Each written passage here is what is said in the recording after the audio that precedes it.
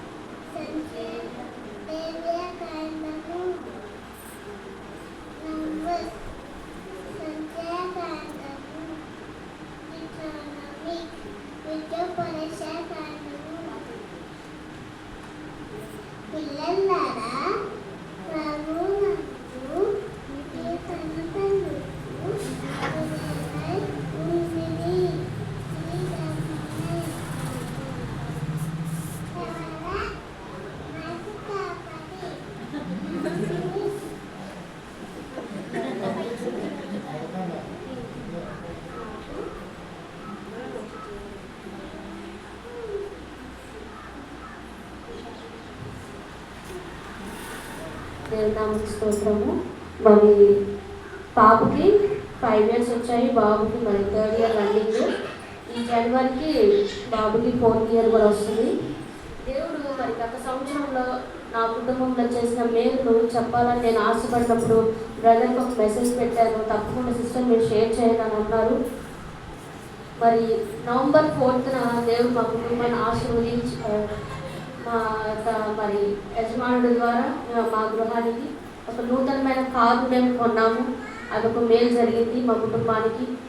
అలాగే చిన్న బిడ్డలు అనారోగ్యం పాలైనప్పుడు కూడా దేవుడు ఎంతగానో కృప చూపించి ఆరోగ్యాన్ని ఇచ్చాడు.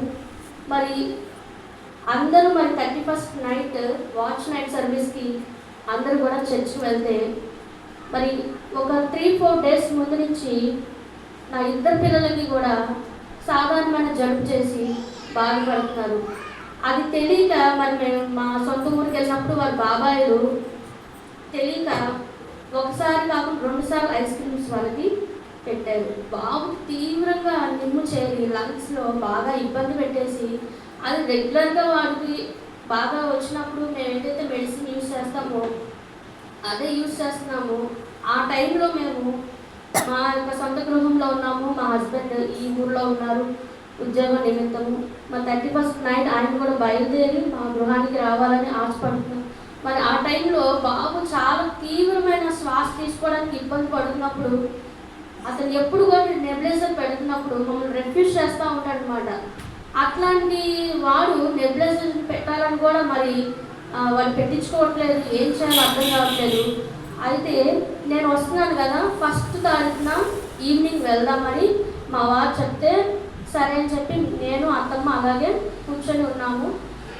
అతను ఇంకా ఎక్కువ ఇబ్బంది పడుతున్నాడు. మా పక్కనే మా మరిది వాళ్ళు ఉన్నారు. వదిన వాడి బాధ మేము చూడలేకపోతున్నాము, మాకు ఇచ్చే మేము హాస్పిటల్కి తీసుకెళ్దామంటే నేను వెంటనే ఇచ్చేసాను. ఒక మాట కూడా అడగలేదు. ఇచ్చిన తర్వాత మా వారికి ఫోన్ చేశాను, అయ్యా నేను బిడ్డని ఇలా ఇచ్చేసాను, వారు బండి మీద తీసుకువెళ్ళారు, మరి ఏదైతే అయిందని నీకు కాల్ చేయమని చెప్పాను. అయితే అక్కడికి వెళ్ళిన తర్వాత డాక్టర్ అన్నారంట, ఈ బాబుకి ఇప్పటికిప్పుడు మీరు 3 times ఆవిరి పట్టించాలి, లేదంటే ఐసీయూలోకి వెళ్ళిపోతాడు బాబు అన్నారు. అతను ఎప్పుడు కూడా బాబు ఊపిరి తీసుకునేది నాకు ఒక ఐడియా ఉంది, కానీ అది దాడిపోతుంది.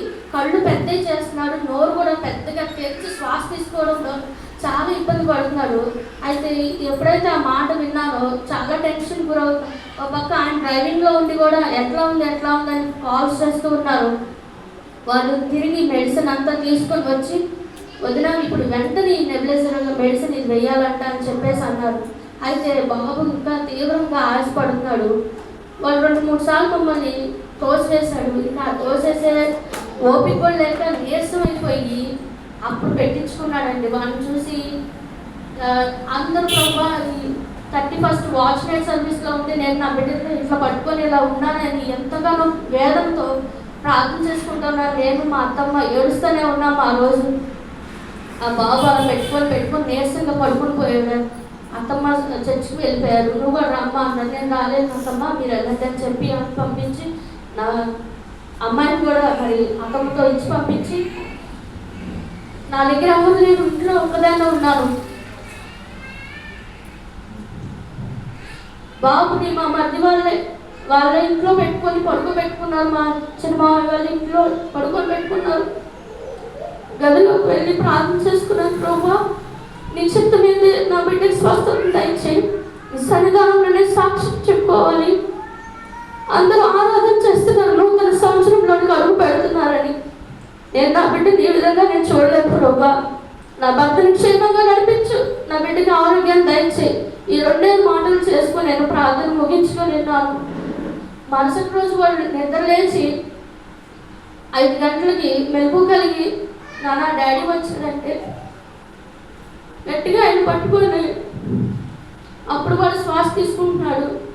తర్వాత లేచి ఆడుకుంటూ అన్ని ఇల్లు వాళ్ళ బాబాయ్ వాళ్ళ ఇంటికి అన్నిటికి వెళ్ళి మళ్ళీ ఐస్ క్రీమ్ పడుకుంటున్నాడు.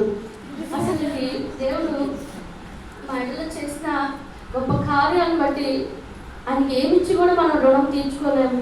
నా తండ్రికి ఉన్న సమస్యలు కూడా కొంత భాగాన్ని దేవుడు తీర్చి ఉన్నాడు. ఆయనకున్న రుణభారములు కూడా తీర్పు ఉన్నట్లుగా మీ అందరి యొక్క మరి అనుదిన ప్రాంతంలో నన్ను, నా కుటుంబాన్ని, మా ఆడపడిచిన కుటుంబాన్ని, నా తండ్రి కుటుంబాన్ని జ్ఞాపకం చేసుకోండి. చిన్న ఆడపడిచిన పిల్లలు మరి సంక్రాంతి హాలిడేస్కి మేము తెచ్చుకున్నాము. ఆ బిడ్డలను కూడా చదువుల్లో జ్ఞాపకం చేసుకోండి.